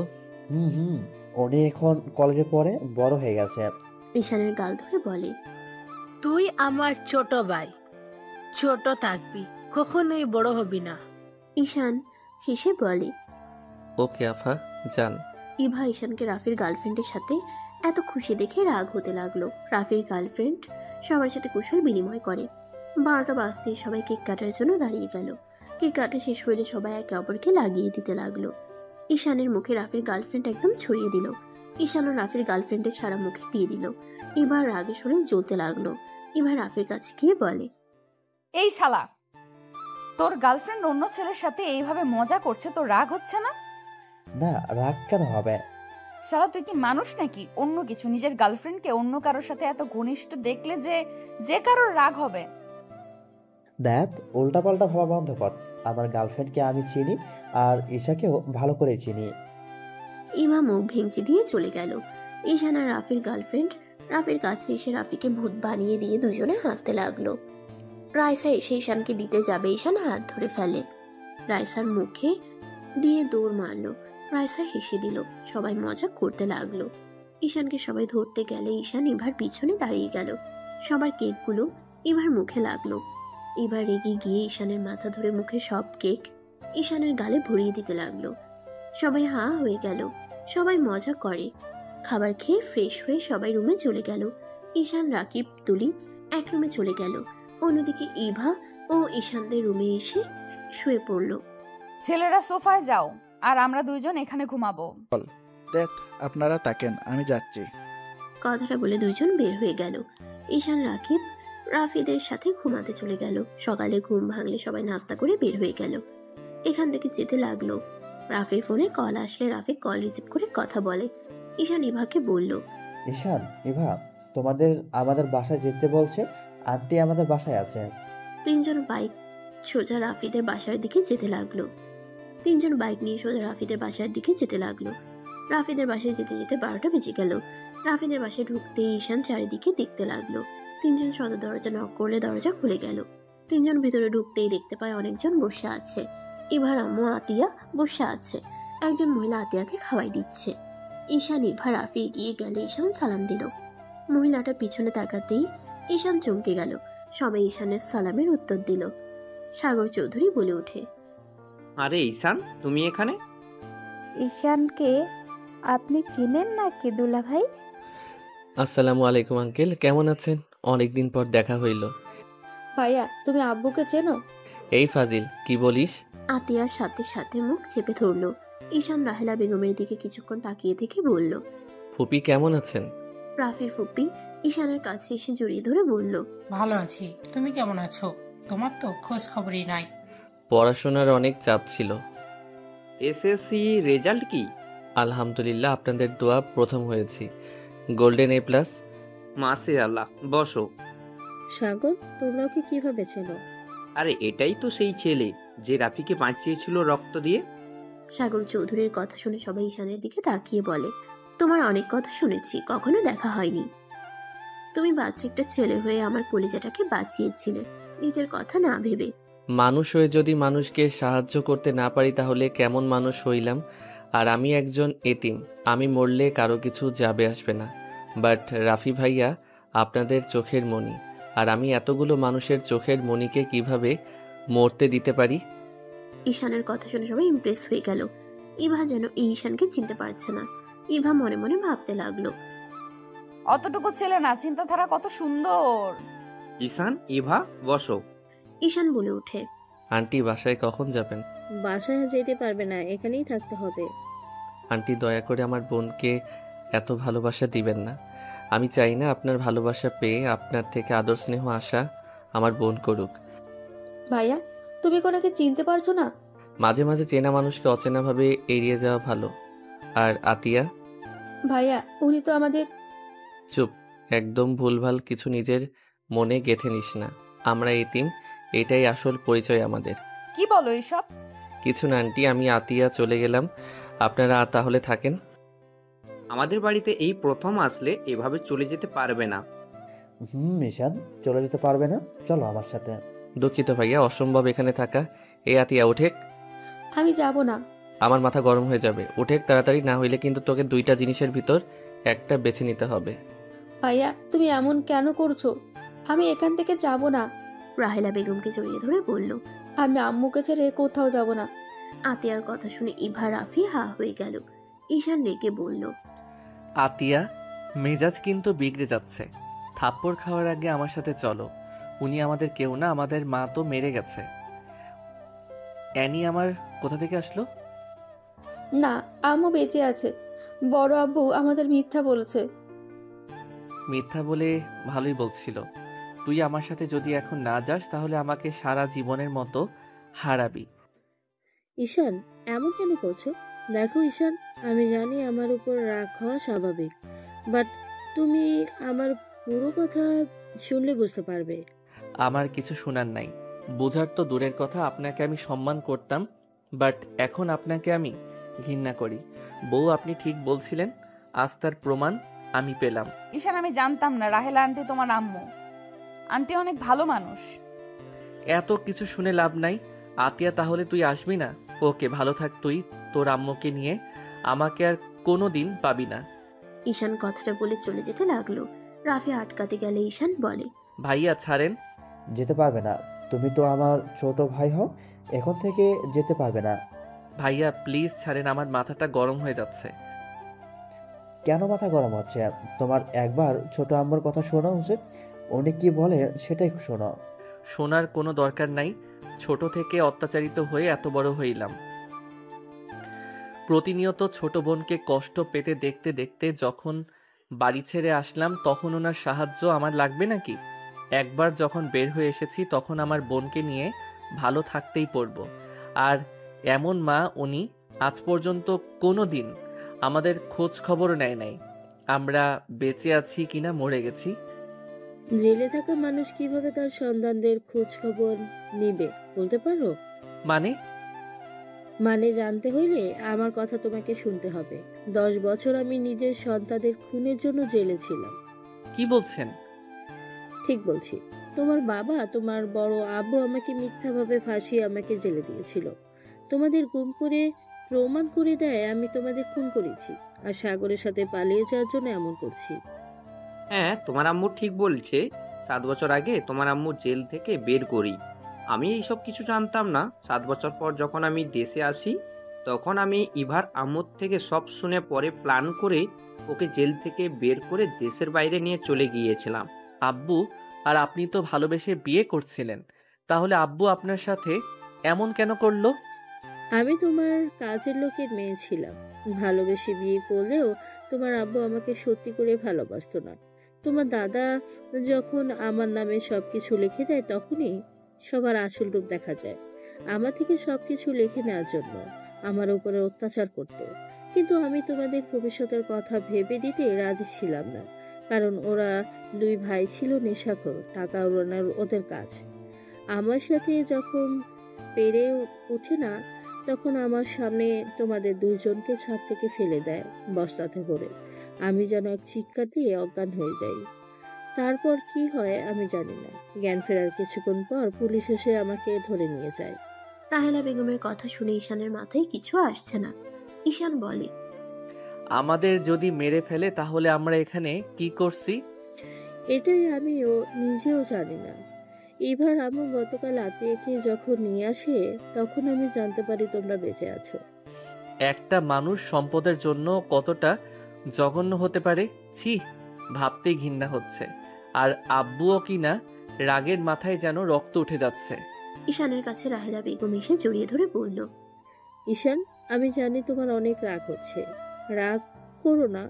আমি যত তাড়াতাড়ি পারি ওদের পাপের শাস্তি আমি ওদের দিব। আপনি আমাকে ক্ষমা করে দেন, আপনাকে দেখার পর আমার রাগ হচ্ছিল। আমি জানি রাগ হয় স্বাভাবিক। ঈশান রাহেলা বেগমকে জড়িয়ে ধরে বলে, আম্মু আমাদের ছেড়ে আর যাইয়েন না। ঈশানের কথা শুনে রাহেলা বেগম চোখের পানি মুছতে মুছতে ঈশানের কপালে চুমু দিয়ে বলে, আর কখনোই তোমাদের ছেড়ে যাব না। আমি সবসময় তোমাদের সাথেই থাকবো, আর কখনো একা করে দিব না তোমাদের। না আম্মু থাক, আপনাকে আমাদের সাথে থাকা দরকার নাই। যদি আপনার কথা খুব মনে পড়ে তাহলে একটু আমাদের আপনার সাথে দেখা করতে দিলে হবে। এটা কেন বলছো? তোমরা আজ থেকে এখানে থাকবে, তোমার আম্মুর সাথে থাকবে ঈশান? না আঙ্কেল, আমি চাই না আমাদের ভাই বোনের জন্য আপনাদের নতুন সংসার জীবনে সমস্যা হোক। আরে দেখ, কি বলো? সমস্যা কেন হবে? দেখো, আমাদের কোনো বাচ্চা হয় নাই, আমি কখনোই বাবা হতে পারবো না, বাট তোমরা আমাদের সন্তান হয়ে আমাদের কি বাবা মা বলে ডাকতে পারবে না? সাগর চৌধুরীর কথা শুনে সবাই যেন অবাক হয়ে গেল। রাফির হুপ্পি বলে, ভাই এসব কি বলছিস? ঠিক বলছি, ডাক্তার অনেক দেখাইছি, কাজ হয় নাই। ঈশান, তুমি কি ওনাকে মেনে নিতে পারবে? আপনি সুখে থাকলে আমাদেরও তো সুখ, মা দুঃখে থাকলে কোনো সন্তান ভালো থাকতে পারে না। তারপর আমি আপনাদের এখানে থাকতে পারবো না। চুপ করো, তোমরা দুজনেই এখানে থাকবে। আব্বু আম্মু তোরা কি বলো? রাফির কথা শুনে সবাই ঈশান আতিয়াকে থাকতে বলতে লাগলো। ঈশান সবার ভালোবাসা দেখে রাজি হয়ে যায়। ঈশানকে নিয়ে রাফি রুমে চলে গেল। ঈশান ফ্রেশ হয়ে রাফির সাথে নিচে আসলো, সবার সাথে বসে খাবার খেতে লাগলো। ঈশানের আম্মু ঈশানের দিকে তাকিয়ে খুশিতে চোখের পানি চলে আসলো। ঈশান বলে ওঠে, আম্মু কান্না করছেন কেন? না কিছু না, তুমি খাও। ঈশান খাবার খেতে লাগলো। খাওয়া শেষ হইলে ইভা বলে, আন্টি আঙ্কেল, আমি যে আপনাদের ছেলের বউ হয়েছে আপনারা কি মেনে নিয়েছেন নাকি আমাকে পছন্দ না? ইভার কথা শুনে সবাই হেসে ফেলল। সাগর চৌধুরী বলে উঠে, না না, আমাদের বৌমাকে অনেক পছন্দ হয়েছে। যাক, শুনে ভালো লাগলো, বাট আপনাদের ছেলে তো আমাকে পছন্দ করে না। ইভার কথা শুনে সবাই ঈশানের দিকে ভ্রুকুচকে তাকালে ঈশান বলে, আমার দিকে এভাবে তাকিয়ে আছেন কেন? আরে উনি আমার সিনিয়র, আর উনি অনেক রাগী। ওনার সাথে কথা বলতে ভয় লাগে, কখন রেগে যাবে কে জানে। বউকে ভয় পাওয়া ভালো, বাট সিনিয়র বলে কখনোই বউকে সম্মান করো না। স্বামী স্ত্রীর সম্পর্কটা হয়তো এখন বুঝতে পারছো না তুমি, এখনো অনেক ছোট, আস্তে আস্তে সব বুঝে যাবে। আমি অত ছোট না, আমি জানি বউকে সম্মান করতে হয়। বউ রেখে অন্য মেয়ের সাথে বেশি মেশা লাগে না। সব সময় বউকে খুশি রাখার চেষ্টা করতে হয়। এত কিছু জানো, তারপর না গতকাল পার্টিতে ওইসব কি করলে? পুরো লুচ্চা একটা। বাজে কথা বলবেন না, উনি আমার বড় বোনের মতো, আমাকে উনি ছোট ভাইয়ের মতো ভালোবাসে। রাফি ভাইয়াকে জিজ্ঞেস করেন। ও, এই তার কাহিনী? এই তুই না আমার বেস্ট ফ্রেন্ড, কই আমাকে তো একবার বললি না ঈশানের সাথে তোর বিয়ে হয়ে গেছে? সে অনেক কথা, সব কথা শেয়ার করে মার খায়, তাই না? কেন? আর এই ঈশান, তুমি এই ফুল হাতা শার্ট পরে থাকো কেন? ভাইয়া হাত কাটা মনে হয়, সেটাও ঢেকে রাখার জন্য ফুল হাতা শার্ট পরে। কিভাবে কাটলো দেখি? ঈশানের হাত কাছে নিয়ে শার্টের হাতা উপরের দিকে তুলে দেখে ব্যান্ডেজ করা। রাহেলা বেগম বলে ওঠে, কিভাবে কাটলো? তেমন কিছু না, একটু কেটে গেছে। আর এই জন্য ফুল হাতা পরি, কারণ এইটা দেখলে সবাই হাজার প্রশ্ন করবে, এটা ভালো লাগে না। একটু সাবধানে খেতে পারো না? থাকবো এখন থেকে। ইভা ঈশানের দিকে তাকিয়ে বলল। হঠাৎ করে ইভার কল বেজে উঠলে কল রিসিভ করতেই ঈশানের দিকে দিয়ে বলে, তুলি কল দিয়েছে। ঈশান ফোনটা কানে নিয়ে তুলি বলে, ঈশান পার্কে আই। পার্কে গিয়ে কি করবি? আসতে বলছি, আই। আগামীকাল থেকে কলেজ যেতে হবে, আজকে ছুটি, তাড়াতাড়ি আই। রাকিব বের হয়েছে, তুই আই। আচ্ছা আসছি, তাও রাগ করিস না। গুড, আই তাড়াতাড়ি। ঈশান কল কেটে ইভার দিকে ফোন দিয়ে বলল, আমি একটু বের হব। কোন পার্কে যাবে? গতকাল যেটাতে গেছিলাম ওইটাতে। এখন কোন সময়ের যাওয়া? আরে ওরা যেতে বলছে, না গেলে রাগ করবে, আমি আসছি। ঈশান সবার থেকে বিদায় নিয়ে বের হয়ে গেল। ঈশান রিক্সা নিয়ে চলে গেল। পার্কের ভিতরে ঢুকতেই তিনজন ভ্যাবাচেকা খেয়ে গেল। ঈশান তুলির চোখ ধরে টেনে পার্ক থেকে বের হয়ে গেল। তুলি লজ্জায় বলে ওঠে, কুত্তা, এই পার্কে সাজেশনে রাকিবের বাচ্চা দিয়েছে। কচু আগে দেখবি না, তারপর নিয়ে আসবি। আরে ভাই, কে জানতো এইটাতে এত সুন্দর অবস্থা? আগেটাতে কত ভালো ছিল, আমি ভেবেছিলাম এইটাও ভালো হবে। টাকাটা নষ্ট। দেখ, চল লেকের পাড়ে যাই, আর টিকিট কিনবো না।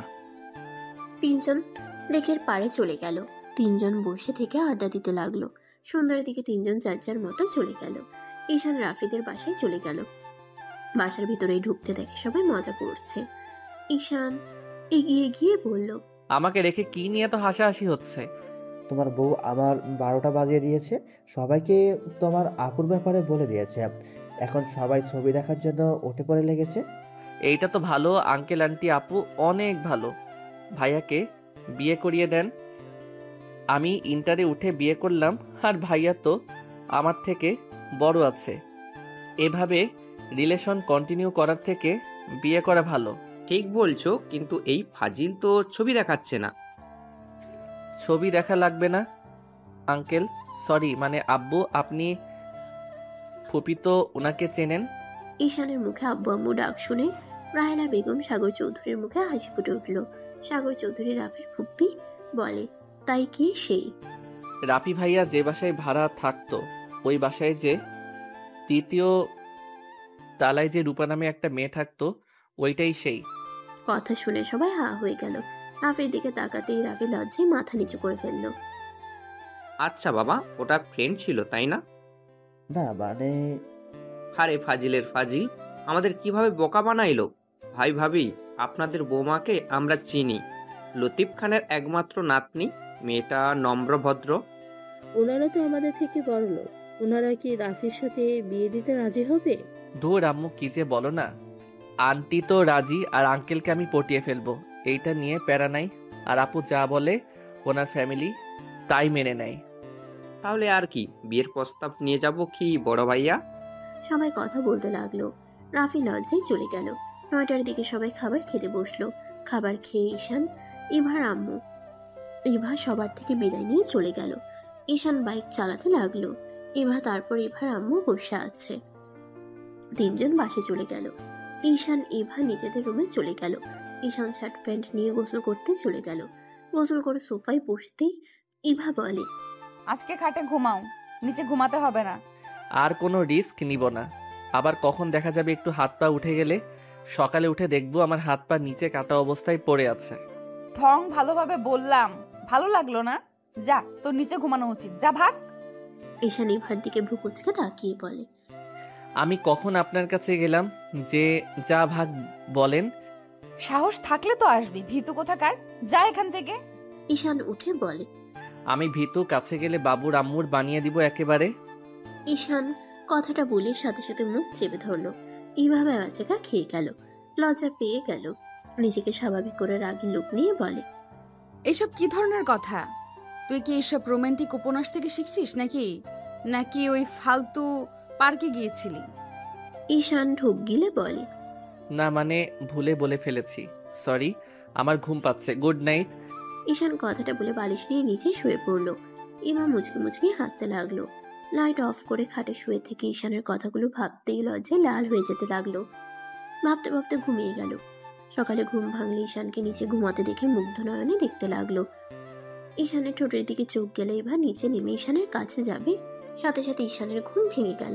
ইভা সাথে সাথে উঠে পড়ে, ঈশানকে দেখে বলে, এই কলেজে যাবে না নাকি? নাক ডেকে ঘুমাচ্ছ? আমি আবার কবে থেকে নাক ডাকলাম? প্রতি রাতেই তো ডাকো। কি? অসম্ভব। অসম্ভব কেন? সত্যি ডাকি, হয়তো নিচে শুয়ে থাকার জন্য এমন হইতে পারে। হয়েছে, যাও ফ্রেশ হয়ে আসো তাড়াতাড়ি। ঈশান উঠে ফ্রেশ হতে চলে গেল। ইভা মিটিমিটি করে হাসতে লাগলো।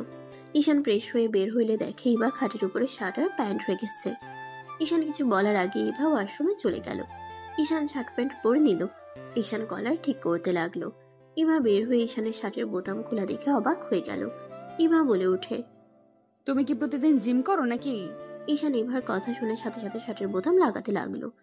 ইভা ঈশানের কাছে গেলে সাথে সাথে ঈশান ব্যাগ নিয়ে খাটে বসলো। ইভা বলে, দেখি একটু। লুচ্চা নাকি? রেডি হন। ইভা মুখ ভেঙচি দিয়ে রেডি হতে লাগলো। ঈশান এবার দিকে তাকাতে এবার রেডি হয়ে বলল, চলেন, রেডি হওয়া শেষ। আপনি একমাত্র মাইয়া যে এত তাড়াতাড়ি রেডি হতে পারেন। আপনাকে নোবেল পুরস্কার দেওয়া দরকার। মানে? কিছু না, চলেন। ঈশান এবার পিছন পিছন যেতে লাগলো। নিচে গিয়ে দুজন খাবার খেয়ে বের হয়ে গেল। প্রতিদিনের মতো ঈশানকে গেটের সামনে নামিয়ে দিল। ঈশান সোজা ওর ফ্রেন্ডের সাথে কুশল বিনিময় করে ক্লাসে চলে গেল। রাকিব ঈশানকে বলল, এত লেট হইল কেন রে? ঘুম ভাঙতে দেরি হয়েছে, আর ঠিক সময় তো এসেছি। সাথে সাথে ক্লাস শুরু হয়েছে। ঈশান মনোযোগ দিয়ে ক্লাস করতে লাগলো। ক্লাস শেষ হইলে বাহিরে গেলে রাফি ডাক দিলে তিনজন ওইদিকে যেতে লাগলো। ওদের সামনে গিয়ে ঈশান বলল, ভাইয়া কিছু বলবে? ছোট আম্মু তোমাকে কোচিং এ ভর্তি করে দিতে বলেছে। টাকা খরচ করতে হবে না। আপনার বেস্টু তো আছে, উনি তো আমার ম্যাম হতে পারে। ওহি তোমাকে পড়ানো বাদ লাঠি পেটা বেশি করবে। তাই নাকি? আমিও অন্য কিছু দিয়ে দৌড়াবো। কি দিবা? কিছু না। আপনি কি আমাকে পড়াতে পারবেন না? এসব বাদ দাও আম্মু, যা বলে তাই শোনো। ভালোভাবে পড়াশোনা করো, অন্য চিন্তা মাথা থেকে ঝেড়ে ফেলে দাও। ঈশান, তুমি চাইলে আমি তোমাকে পড়াতে পারি। তুই পড়াবি? তুই তো ভালো স্টুডেন্ট আছো। ওকে, তুই তাহলে ঈশানকে পড়াস, আর যা বেতন নিবি আমি তোকে দিয়ে দেব। আরে, ওকে পড়াতে বেতন লাগবে না। দেখ, তা কখনো হয় নাই। এই শোন, ঈশানের সাথে আরো কিছু স্টুডেন্ট পড়া, তাহলে তোর আর তোর আব্বু থেকে হাত খরচ নিতে হবে না। আমার ভালো সুযোগ থাকলেও আমি টিউশনি করতাম। ঈশানকে আমি পারাবো, অন্য কারোর পড়ানোর দরকার নাই। রাইসা সরল আর অনেকটা নরম মনের মানুষ। এই ফাজিল কি একটা কিছু বুঝলে রাইসা গলে যাবে।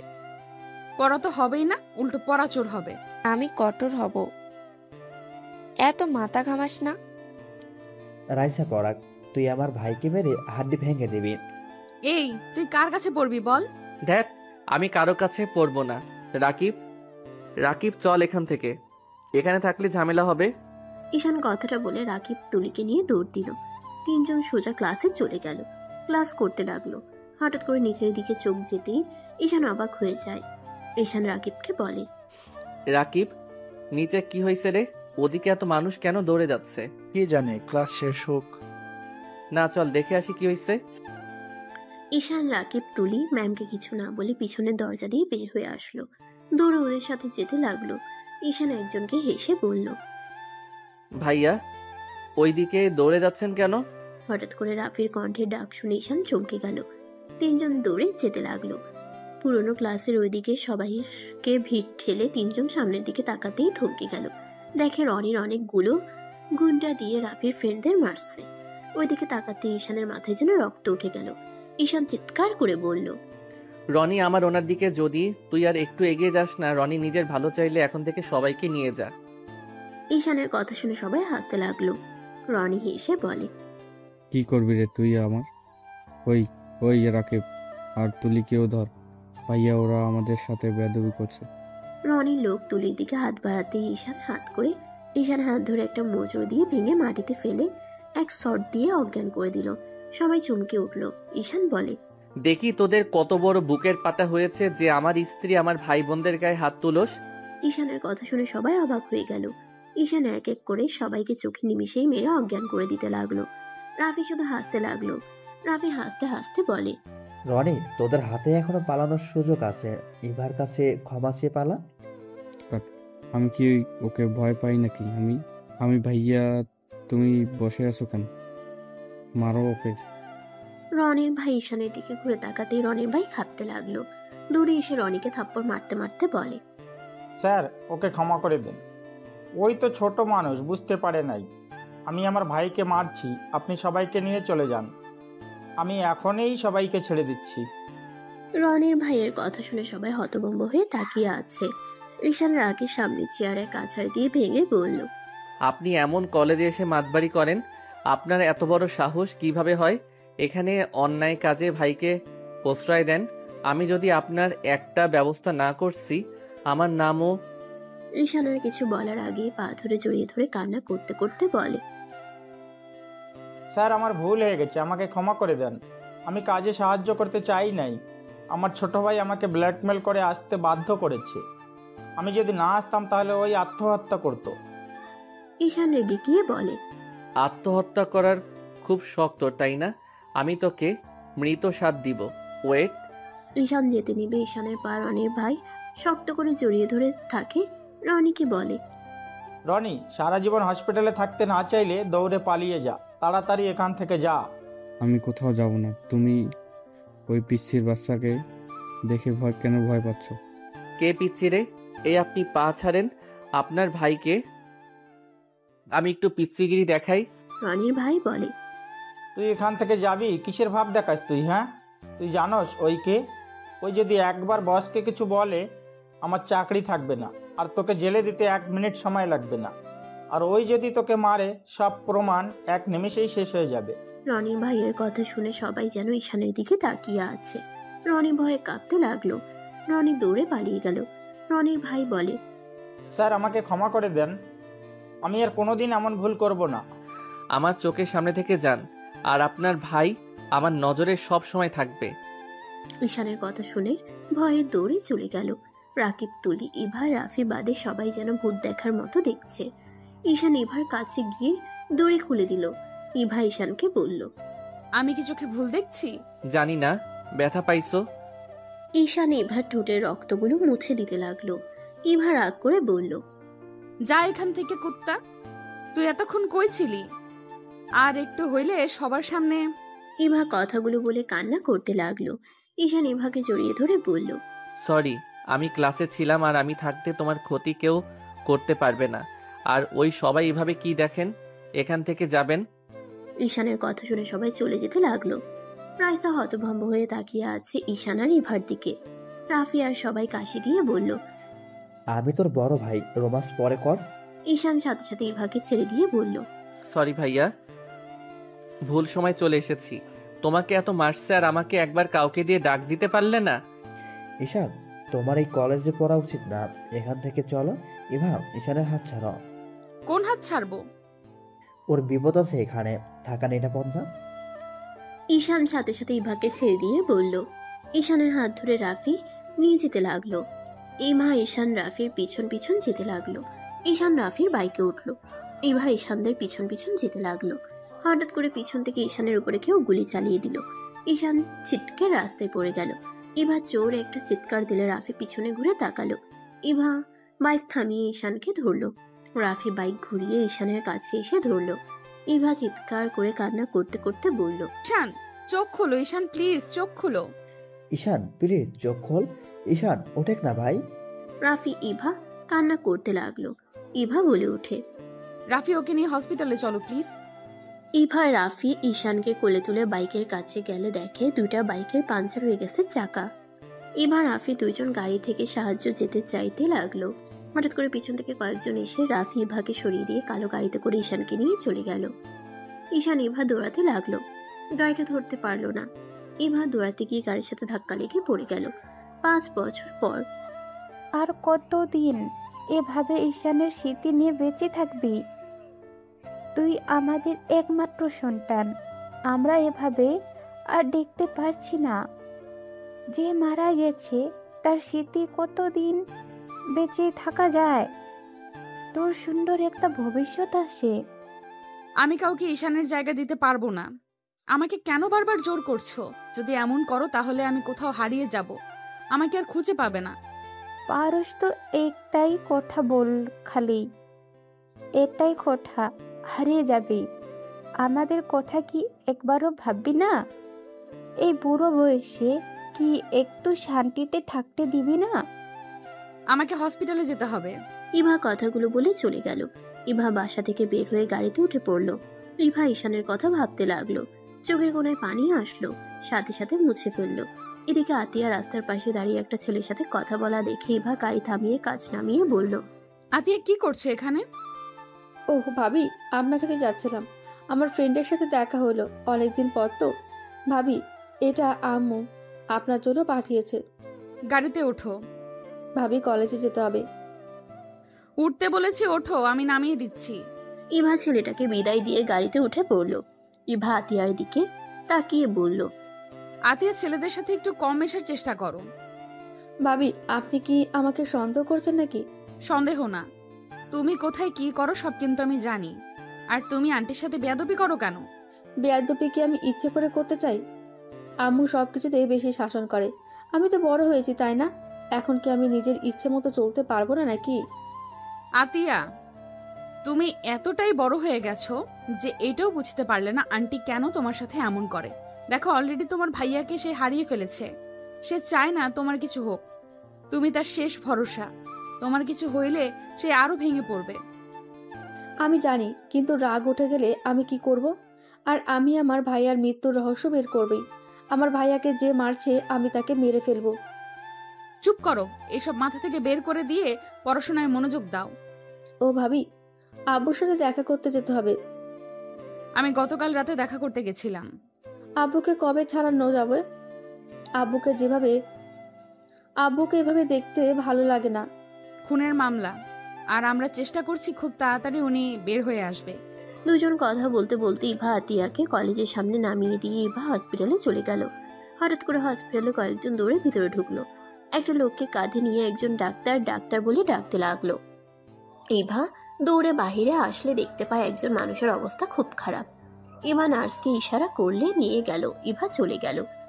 ইভা লোকটাকে চিকিৎসা দিতে লাগলো। বাইরে তিনজন লোক বসে আছে।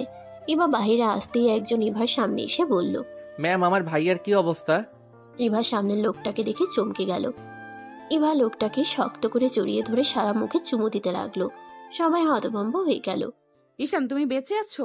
কি করছেনটা কি? ঈশান ধাক্কা দিয়ে সরিয়ে দিল। ঈশান বলে, এইসব লুচ্চা টাইপের ডক্টরকে রাখছে রে।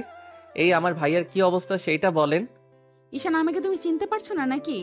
ঈশান, আমি তোমার স্ত্রী ইভা। এই কার কাছে নিয়ে আসলাম? এই ডক্টর তো পাগল। এই কেউ পাবনা পাঠাতো, মেজাজ গরম হয়ে যাচ্ছে। ইভাকে ধাক্কা দিয়ে সরিয়ে দিয়ে ঈশান ভিতরে ঢুকে দেখে ওর ভাই ঠিক আছে। ঈশান বসে কানে কানে বলে, তোকে আমি এত সহজে মরতে দিব না। লোকটা বলতে লাগলো, আমাকে ছেড়ে দেন, আমি কিছু জানি না। তাহলে তোর ফ্যামিলির ব্যাপারে আমিও কিছু জানি না। ঈশান কথাটা বলে ফোন করতে যাবে, সাথে সাথে লোকটা ঠিকানা বলে দিলে ঈশান গুলি করে দিল। ইভার সাথে সবাই তাজ্জব হয়ে গেল। ইভা দৌড়ে এসে বলল, এইসব কি করলে? পাগল হয়ে গেছো? এই পাবনা পাঠিয়ে দাও এই পাগলকে। ঈশান ইভাকে সরিয়ে দিয়ে বের হয়ে গেল। ইভা দৌড়ে ঈশানের পিছন পিছন যেতে লাগলো। ঈশানের লোকজন ইভাকে আটকিয়ে রাখলো। ঈশানের লোক ইভাকে অজ্ঞান করে ওইখানে ফেলে চলে গেল। ঈশান ইভার দিকে তাকিয়ে থেকে অন্যদিকে তাকিয়ে থাকলো। ঈশান সোজা নিজের মিশনে চলে গেল। একজন বলে ওঠে, স্যার, আপনার সাথে আমার কথা ছিল। কি কথা? লোকটা বলে, সবার সামনে বলতে পারবো না। তাহলে পরে বলো। ঈশান সব ইনফরমেশন পাঠিয়ে দিয়ে নিজে চলে গেল। সবাই ঠিকানা অনুযায়ী ড্রাগ সাপ্লাইকারীদের সাথে মারামারি করতে লাগলো। মারামারি করতে করতে একজনের হাতে গুলি লাগলে ঈশান সাথে সাথে তাকে ধরে যে গুলি করেছে তার মাথায় গুলি করে দিল। পুলিশ এসে সবাইকে ধরে নিয়ে যেতে লাগলো। ঈশান লোকটাকে গাড়িতে তুলে গুলি বের করে ঈশান বেঁধে দিল। ঈশান হোটেলে চলে গেল। হোটেলে গেলে ঈশানের পেছনে লোকটা রুমে ঢুকে দরজা লাগিয়ে দিলে ঈশান খাটের উপরে শুয়ে থেকে বলল, কি বলতে চাইলে বলো। লোকটা কাছে এসে বলে, স্যার, ওই ডক্টর কিন্তু সত্যি আপনার স্ত্রী। কি বলো, মাথা খারাপ হয়ে গেছে? লোকটা ঈশানকে বলে, সত্যি বলছি স্যার।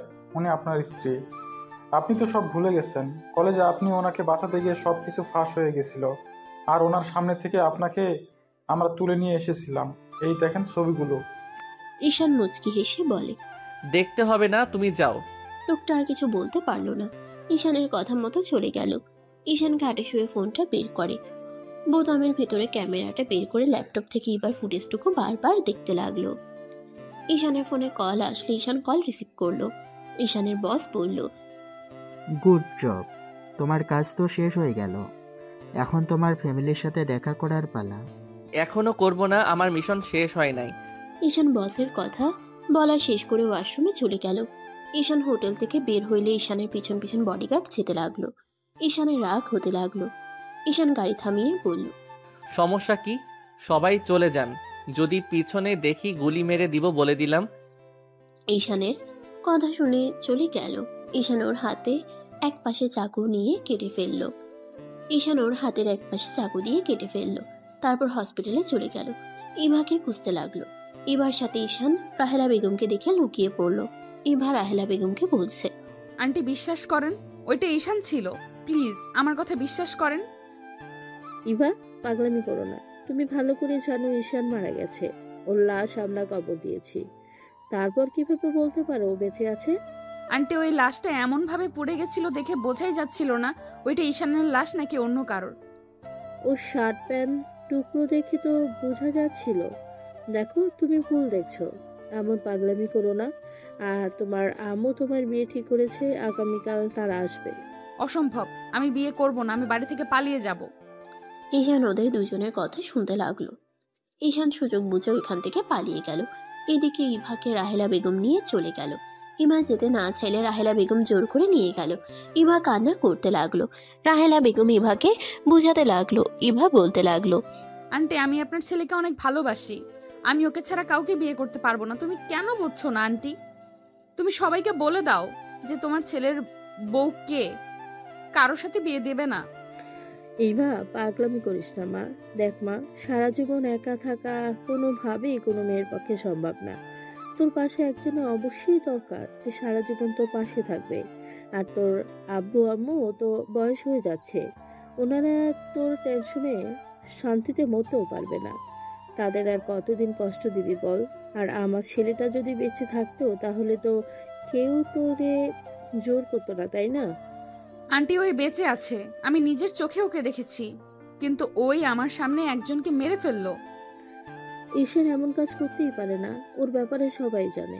ওই সরম আর ভদ্র একটাই ছেলে, শান্ত ছেলে, কিভাবে এমন একটা কাজ করতে পারে? ওই যদি ওইরকম হইতো তাহলে ওর বড় আব্বুর কাছে এত অত্যাচারিত হতো বল? আন্টি তুমি জানো না, ঈশান সবার সামনে যেমন দেখাতো আসলে ওই তেমন ছিল না। সেদিন আসল ঘটনা তোমাকে বলি নাই, তুমি আমার কথাটা পুরো শোনো। ইভা কলেজের সবকিছু খুলে বলে। রাহেলা বেগম অবাক হয়ে বলে, কি বলছিস এসব?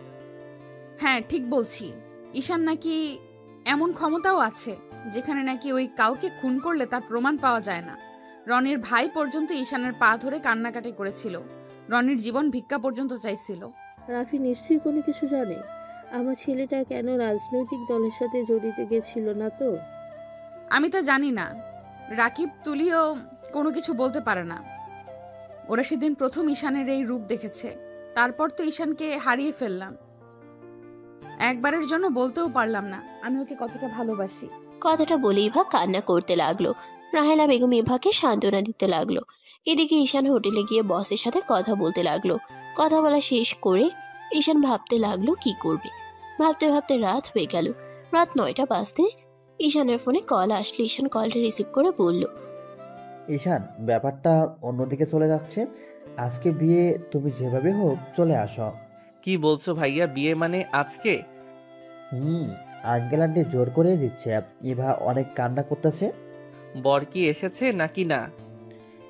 এখনো আসে নাই, রওনা দিয়েছে। আচ্ছা বাই। ঈশান কল কেটে দিয়ে কি করবে ভেবে না পেয়ে হঠাৎ মাথায় আইডিয়া আসলো। ঈশান কয়েকজনকে কল দিয়ে মোড়ের সামনে পাঠিয়ে দিল। অপেক্ষা করতে ঈশানের ফোনে কল আসলে ঈশান বাইক নিয়ে চলে গেল।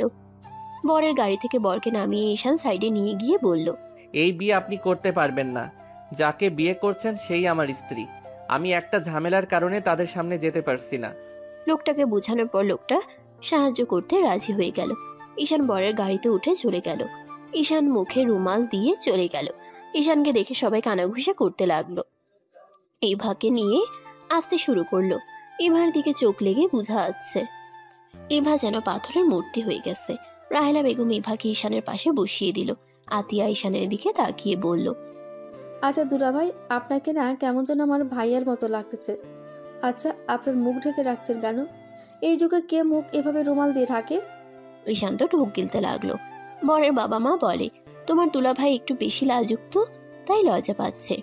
হ্যাঁ, ছেলে মানুষও লজ্জা পায়। আতিয়া ঈশানের দিকে ভালোভাবে তাকাতে লাগলো।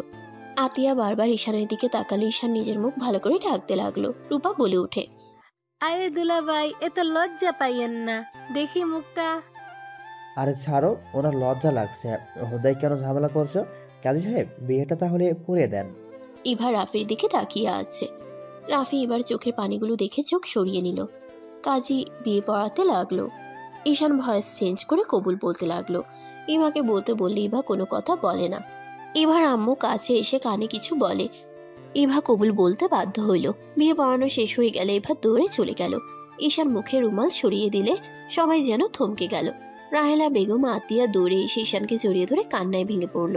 রাহেলা বেগম বলে ওঠে, ঈশান, তুই বেঁচে আছোস? ঈশান, এতদিন কোথায় ছিলি?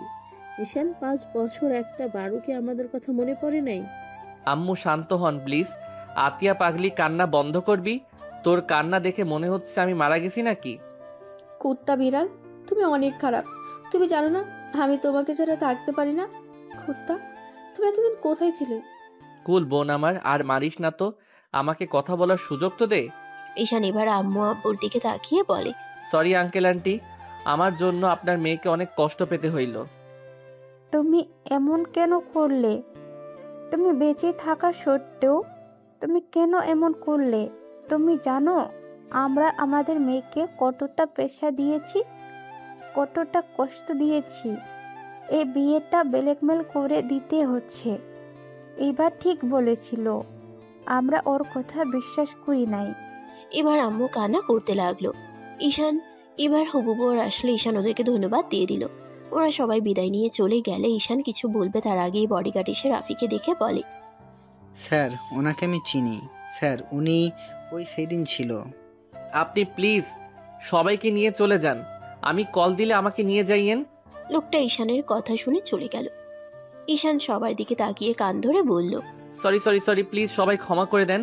আমার পুরো কথাটা একটু ধৈর্য ধরেন। কি বলবে বলো?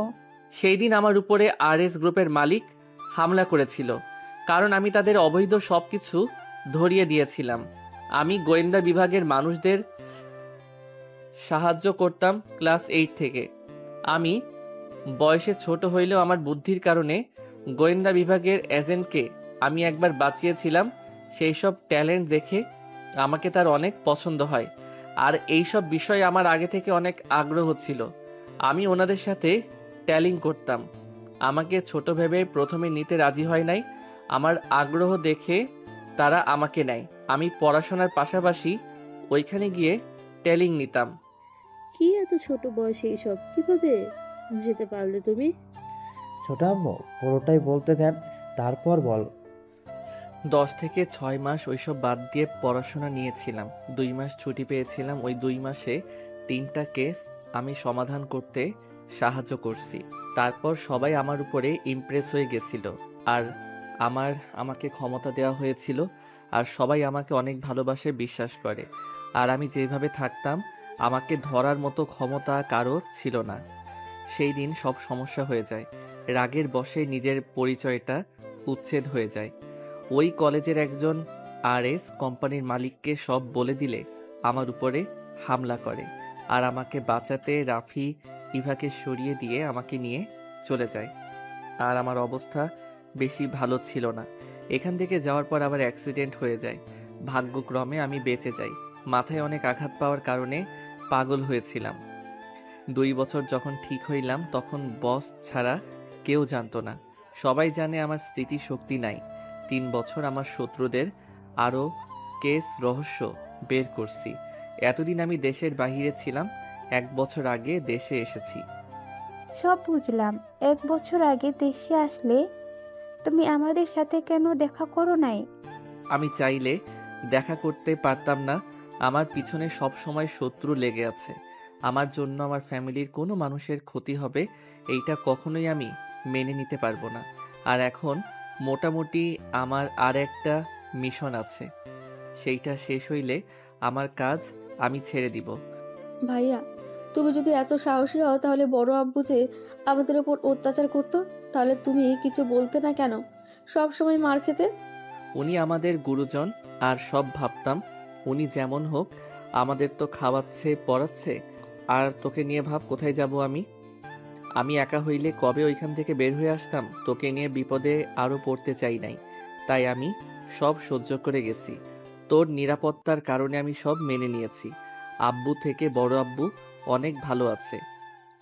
আব্বু অনেক ভালো ভাইয়া। আব্বু তোমার খুনের কারণ বড় আব্বুকে ভেবে বড় আব্বুকে খুন করে জেলে গেছে। আর আব্বু আমাদের অনেক ভালোবাসে। সেদিন ছাদ থেকে আব্বু আমাদের বাঁচিয়েছিল, আমাদের জায়গায় অন্য বস্তা রেখেছিল। সেই আমাদের অনেক ভালোবাসতো, বাট কখনোই প্রকাশ করতো না। আতিয়ার কথা শুনে ঈশান হতভম্ব হয়ে গেল। কি বলছিস এইসব? হ্যাঁ ঠিক বলছি, তোমার আব্বু তোমাকে অনেক ভালোবাসে।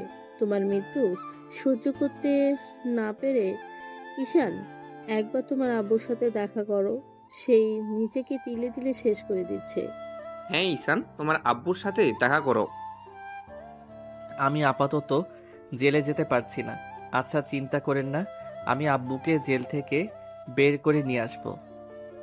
এবার কাছে গিয়ে দেখা করো। মেয়েটা আমার মনে হয় কান্না করতে করতে অবস্থা খারাপ।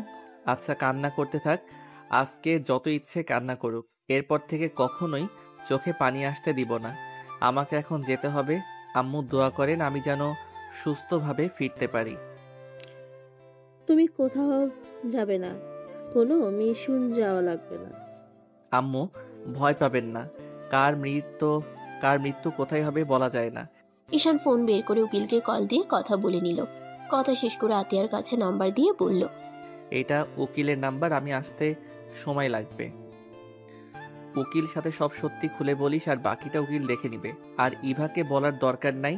ইভাকে বলো বর লজ্জা পেয়ে 1 সপ্তাহের জন্য বাড়িতে গেছে। ঈশান কথাগুলো বলে বের হয়ে গেল। ঈশান সোজা গার্ডেনের ইনফরমেশন দিয়ে চলে গেল বাইক নিয়ে। মাঝ রাস্তায় গার্ডরা গাড়ির সামনে থামালে ঈশান উঠে পড়ল। ঈশান গাড়ির ভেতরে পোশাক পরিবর্তন করে ফেলল, রেডি হয়ে চলে গেল লোকেশন অনুযায়ী। ওখানে গিয়ে মারামারি চলতে লাগলো। ঈশানের পায়ে একটা গুলি লাগলে ঈশান সোজা লোকটার চোখে গুলি করে দিল আগে। পুলিশ সবাইকে ধরে নিয়ে গেল। ঈশানের বডিগার্ড ঈশানকে নিয়ে চলে গেল। ঈশান নিজের পায়ের গুলি নিজেই বের করে ব্যান্ডেজ করে নিল। ঈশান সোজা এখান থেকে সিলেট চলে গেল। 1 সপ্তাহ পর ঈশান ঢাকায় চলে আসে। দরজার কলিং বেল বাজাতেই আতিয়া দরজা খুলে দিলে ঈশান বলল, কেমন আছোস পিচ্চি? ভালো দুলা ভাই। ফালতু কি বলিস? ও আতিয়া হাসতে হাসতে বলে, নতুন জামাই ভেতরে আসেন, সবাই আপনার জন্য অপেক্ষা করছে, শুধু আপনার বউ ছাড়া। মা তোর ভাবি কই গেছে? রুবেল দরজা লাগিয়ে রেখেছে, যখন শুনছে তুমি আসবে দরজা খুলছে না। হি হি হি, আমার পরিচয় তো দেশ নাই তাই তো। দেয় নাই। ঈশান ভিতরে ঢুকতেই ওর আব্বুকে দেখলে ওর আব্বু দৌড়ে এসে ঈশানকে জড়িয়ে ধরে কান্না করতে লাগলো। ঈশানের পায়ে ধরতে যাবে, ঈশান সাথে সাথে বলে, আব্বু কি করছেন, এভাবে কান্না করবেন না প্লিজ। ঈশানের আব্বু কান্না করতে করতে বলে, আমাকে ক্ষমা করে দে বাপ, আমি বাবা হয়ে তোদের উপরে হওয়া অত্যাচার করা দেখেও চুপ ছিলাম। নেশা যেন আমার কাছে বড় হয়ে গেছিল। আব্বু অতীত ভেবে লাভ নাই, এসব বাদ দাও, নতুন করে জীবন শুরু করা ভালো। ঈশান সবার সাথে কথা বলতে লাগলো। সবার সাথে কথা বলা শেষ করে রাত 11টার দিকে ঈশান ইভার রুমের কাছে চলে গেল। ঈশান দরজায় নক করতে থাকলো। ইভা ভিতর থেকে চুপচাপ বসে আছে। ঈশান জোরে জোরে নক করলে ইভা বিরক্ত হয়ে দরজা খুলে দিয়ে পিছনে ঘুরে হাঁটতে হাঁটতে বলে, দেখেন আমি আপনাকে কখনোই ভালোবাসতে পারবো না। আমি শুনেছি আপনি অনেক সহজ সরল, বাট আমাকে ক্ষমা করবেন। আমি আপনার ভালো স্ত্রী হওয়ার মতো মেয়ে আমি না। আমার কাছে আসার চেষ্টা করলে আমি আপনাকে আকাশের তারা বানিয়ে দেব। বিছানার উপরে দেখছেন চাকুগুলো, সব একদম ঢুকিয়ে দেব। তাই শোনেন, আমাকে যত তাড়াতাড়ি পারেন ডিভোর্স দিয়ে চলে যান। ইভা কথাগুলো বলতে লাগলো। ঈশান মিটিমিটি করে হাসতে লাগলো। ঈশান আস্তে আস্তে দরজা লাগিয়ে দিলে ইভা ভয় পেয়ে গেল। সাথে সাথে চাকু হাতে নিয়ে তাকাতেই ইভার হাত থেকে চাকু পড়ে গেল।